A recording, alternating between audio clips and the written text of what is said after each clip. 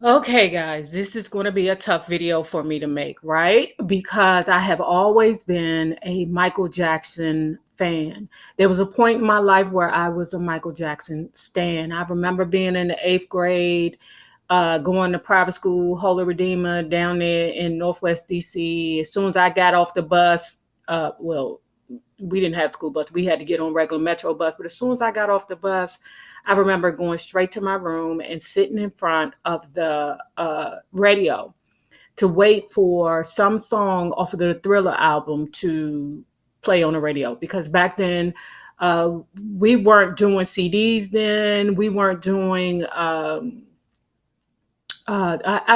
we weren't doing CDs then. They weren't streaming then. The only thing we really had was 8-track tapes and the cassette tapes. And what we would do is we would create our own mixtapes, right, off of the radio. We would record the songs, as soon as the radio announcer or the DJ stopped talking, we would hit that record button. And as soon as the radio announcer, as soon as the song was going off, we would hit stop, right? And I remember crying one day because it was like they was not playing any of Michael Jackson's songs. And it was like I just needed to hear Beat It or Thriller or something. It probably seemed like an eternity to me, but it was probably just an hour of sitting in front of the radio. But all I knew was I was in love with Michael Jackson at the time. I remember being at school and we would have talent shows and all the young men would mimic Michael Jackson's moves. Now, we didn't have the jerry curl. We didn't do jerry curls in DC. So none of the little boys had jerry curls. We had regular haircuts, but some of them had the red plastic jackets with the zippers on it. Now, some of the children were affluent and could afford the real ones with the leather jacket. My family, we was in the middle. We was cool, but all of us, we were so mesmerized with Michael Jackson. I mean, we even had a Michael Jackson day at Holy Redeemer, right? But at any rate, it's tough for me to review this, right? Because I have always been a fan. I loved Michael Jackson since Dancing Machine, Ben, when he was in love with the rat, Off the Wall, Thriller. I loved him during Bad. And as he, got older, his music became less interesting to me, but I still held him dear in my heart. I do know the accusations that were brought up against him, but because he was Michael Jackson, I just did not absorb them. I was like, but I did not absorb them. So it did not take away my love for Michael Jackson. And I knew he was a little off, but it did not take away from it, right? So what I'm going to do with this video is I am going to just present how the information is given, because I've been a fan of Michael Jackson and it has not been, I have made it known that Oprah Winfrey has not been my most favorite person, right? I don't like how she moves.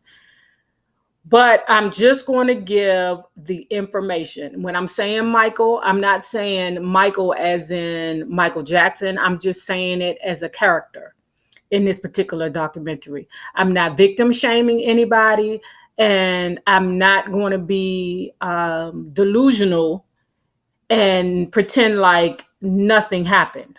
Something happened. And whenever it makes sense to me, I'm going to say I believe that something did happen or whatever the case. But anyway, guys, let's get into it. Thank you for watching. What's poppin', guys? Don't forget to like, share, comment, subscribe, hit that notification bell so you'll be notified of all my up and coming videos.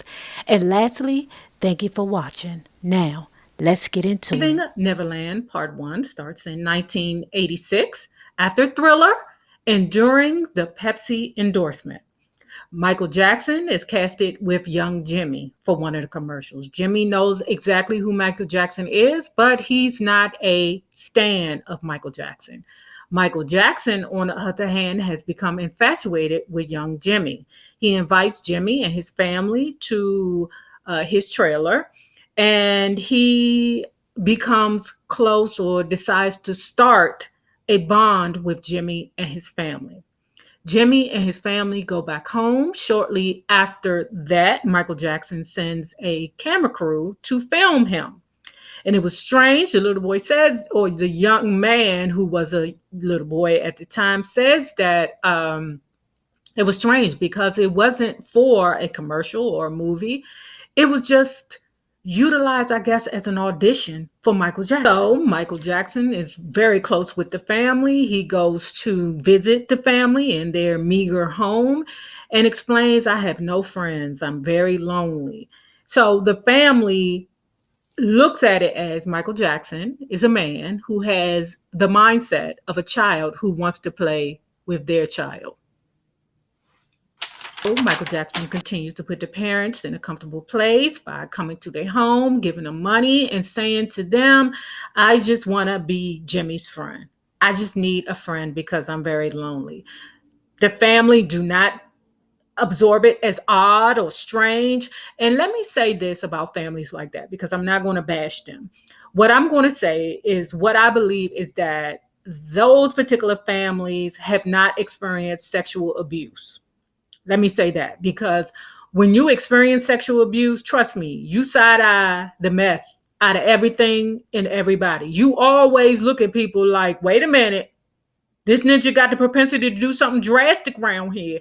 No, but mother, no. Because she was oblivious to what was going on. She treated Michael Jackson like he was her son. Child.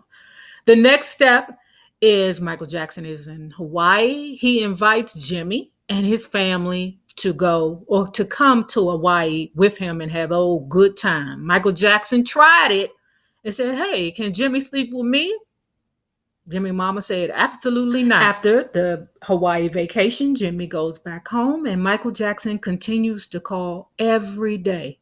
Eventually, Jimmy joins the Michael Jackson tour. This is where the relationship takes a turn, where MJ introduces young Jimmy to touching himself.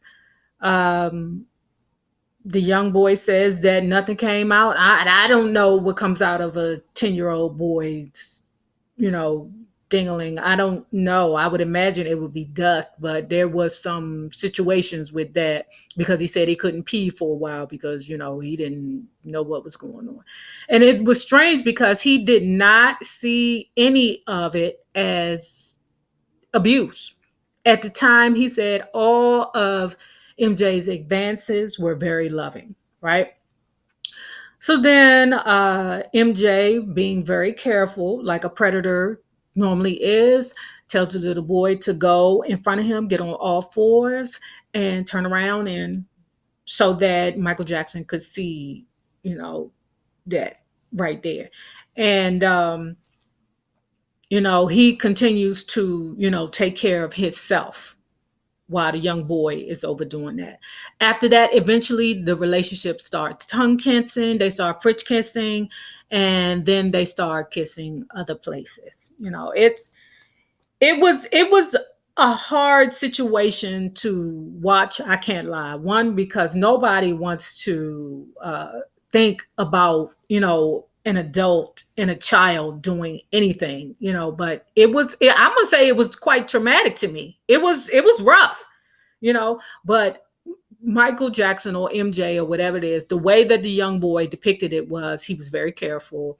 They actually did drills to make sure that they wouldn't get caught, just in case they could hear somebody coming. They would, hurry up and put their clothes on. They made choices to sleep in or to sleep together or touch each other in places like the closets, places everywhere.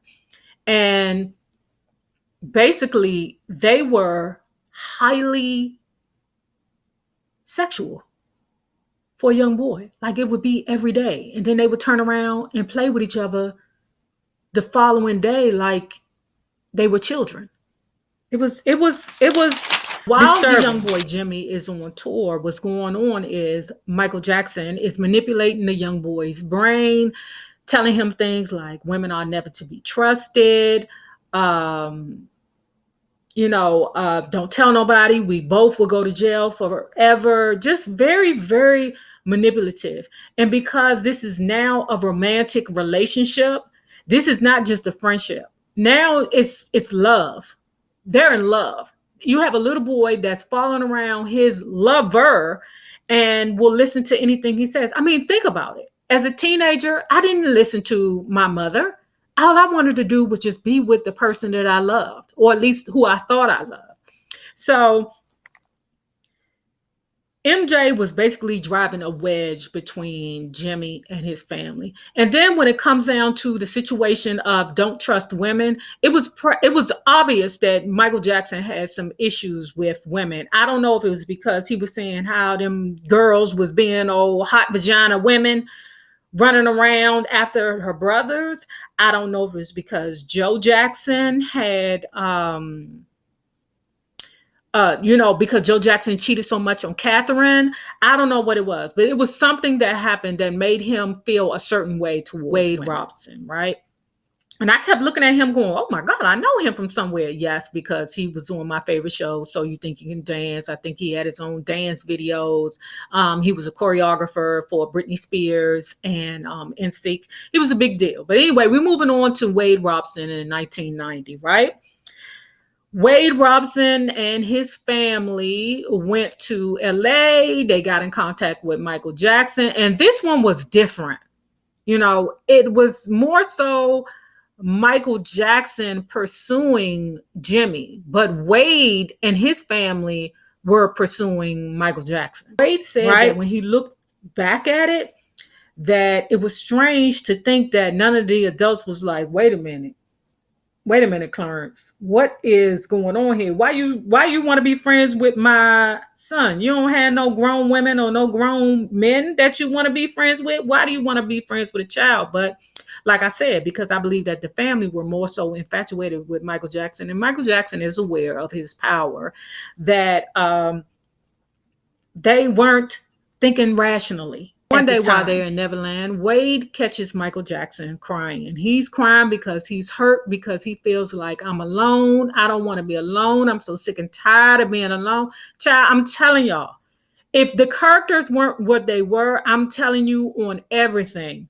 that literally, okay, I would believe that this is a grown relationship between two men, two women, a man and a woman, whatever it is. I would think that these were a grown things happening between grown people. So Michael Jackson sets it up so that the family, Wade's family, could go to the Grand Canyon for a couple of days. Now, no, during this time, there were no cell phones. It's not like the family can call and check back and say, hey, Wade, is Michael Jackson touching your penis? Anything like that. See, again, my problem with this situation is that when you have not been exposed to sexual abuse for yourself, your family, a friend, or something like that, you're really not thinking rationally. One thing that I do with my nephew, and my sister do too, what I do is I say to him, listen, if auntie touches you in a bad place, you tell mommy. If mommy touches you in a bad place, you tell auntie. If anybody touches you in a bad place, you tell mommy and or auntie, because we need to let young children know that even if it's somebody that you love or trust, you still need to Jackson tell. And Wade are alone. It made Wade feel good that he could make Michael Jackson feel good. Okay. Just like in a normal relationship would. I mean, that is so heavy for a child. This is so heavy for a child, right? And this is where Wade is talking about the different things that were going on physically between him and Michael Jackson, that it was the same with Jimmy. It was frequent every day, and then they got up the very next day and played like children, like nothing happened, and then they would be back at it again. Okay. At this point, I'm realizing, okay, Michael Jackson knows exactly what he's doing, right? I'm saying this because if you ask me, what I believe is that this has happened to Michael Jackson along the way, that he has gotten hurt. I would hate to think that a family member or Joe Jackson would have sold his child to the industry But what I believe is that some powerful executive in the industry has done to MJ the same thing that he has done to these children, which has left him empty, which left him feeling lonely. And that only thing that could fill it is him rekindling the affection of a young child that he lost years ago when whoever it was, whatever entertainment executive took away his childhood. A lot of people say that MJ never got a chance to live a childhood because he was a celebrity. Now, as I've gotten older and I'm seeing how a lot of these celebrities are coming out and saying that they had to perform bisexual acts or gay acts or had to sleep with certain people in order for things to be done or in order for them to be successful, I really do believe that there was an executive who took advantage of young Michael, and now it has manifested in the behavior that he has towards children. And that's all I'm going to say about that. But let's move on. So now Michael Jackson is buying the family gifts. He sent home the grandmother and the father for Wade. Now it's just the mom, the sister, and young Wade in LA with MJ. Wade and Michael are in the bedroom while the mother and the sister are in the living room. Nothing to them is saying, listen, this ain't right, Clarence. This is not right, And what I see is that Wade and Michael are in a real loving relationship. It's just that and I'm not trying to diminish the perversion of it, but as I look at it, I'm like, these two look really in love with each other. They really look like they are in love. Michael Jackson eventually sends young Wade home, and he calls every day for 2 years. The mother, she felt like she had a separate relationship with Michael Jackson. She felt like he was as close to her as one of his children or one of her children.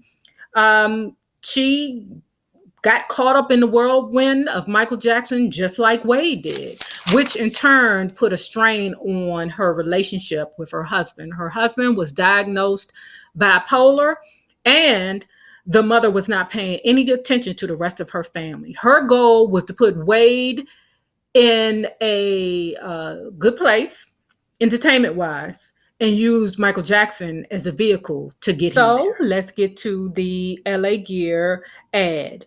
Young Wade is back with his lover, Michael Jackson, and this is where MJ introduces the young man to porn, And if you guys do not know, which I didn't know for a long time, but if an adult is showing a child porn, that is also sexual abuse. And then you have some people that say, well, Wade was a defender of Michael Jackson for a long time, and now he's switched in telling his story. Listen, the way that Stockholm Syndrome works, you fall in love with your abuser. Wade was 7 years old at the time. Some of us are still trying to correct our wrongs from our childhood. Some of us still move a certain way because of devastating events that's happened in our childhood. I was not there, so I can't say for fact or non-fact that it had actually a relationship happened between them two. But I'm not stupid. I see some things. I know some things have happened. If it makes sense, then I'll ride with it. If it doesn't make sense, then get it out of here. So when the trip is over, MJ asks the mom, hey, I want Wade to stay with me for about a year. The mother goes, absolutely not. That is my son. They go back and forth for about an hour. Michael Jackson says, I always get what I want. Mama was like, oh, no, you're not. No, this is my son. And I can't help but think, Mom, are you saying no because you were not invited to stay with Wade? You wanted to be a part of that dream? So that's why you said no? Like, would you have said yes if he would have said, I want you and Wade to stay with me? I mean, just a question. But somehow Michael Jackson finagled 4 or 5 more days out of the trip, and mama over here doing whatever it is that mama wants to do. And Michael Jackson and Wade are continuing to have this physical and romantic relationship regularly. Every Wade goes back home, and the communication between Michael Jackson and Wade has dwindled. Wade is still emotionally attached to MJ. So when MJ called and said, hey, look, I'm about to do this black and white video. I need you to be in this video. Mama, because all she's focusing on is the bigger picture and making her son be this grandiose next Michael Jackson, she said, come on, let's go. The family is in turmoil. All the mama wanted to do was see lights, camera, action. So she picks up her son, Wade, and she moves to LA. Child, they wasn't there in the comforts of Michael Jackson's home. She was in this temporary living spot, like a little, you know how they have extended stay hotels, but not the good ones, child. Not the good ones. And then she finds out that Michael Jackson actually didn't pay for her stay. She had to pay for it on her credit card. That was strange. Normally, Michael Jackson would pick the send a limo to pick up the family. That didn't happen. There was a car rented. And when they got there, they saw why. Young Macaulay Culkin was the star now. Michael Jackson was infatuated with him. He was grinning and kikiing and cuckooing all over that young man. Now, Macaulay Culkin is like, no, that man ain't never touched me. Get out my face with that. Now, let me say this. I don't believe that he touched every person or every child that he came across. I don't believe that at all. I believe that when the families were involved the way they supposed to be, there was no foolish nicotine going on. And I believe those were the children he respected the most. The children who he took advantage of were the children whose parents were not present physically and mentally in what was really going on. Although Wade is heartbroken because he's feeling secondary, he's still enjoying the luxuries of Neverland. Michael Jackson has introduced Wade previously to porn. Now he has introduced Wade to wine, gallons of it. They're around there having them a time drunk. Adult Wade is saying that he recognizes that the older he got, the more perverse the sex got.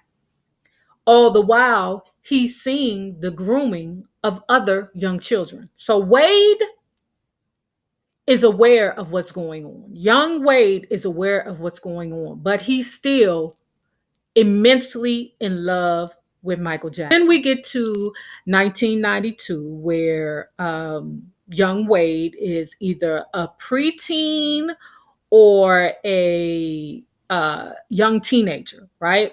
And he's experiencing heartbreak in the worst way. So young, okay? Michael Jackson is on to his next young man. That would be Brett Barnes, okay? Brett, I think he said, was about 9 or 10 years old. Wade recalls an incident where he was laying on the couch while Michael Jackson and Brett were upstairs. He remembers crying so hard that he cried out to his mother.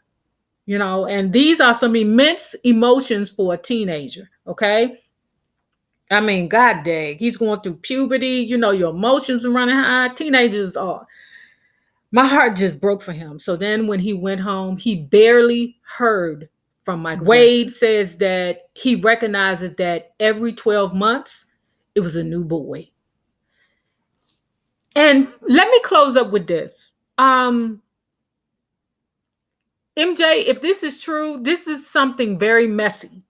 Like what I would say is this man was so reckless in his ways, because if he's getting a new boy every 12 months, then that's a lot of young men who could tell a story. Those are a lot of families that could tell a story about you.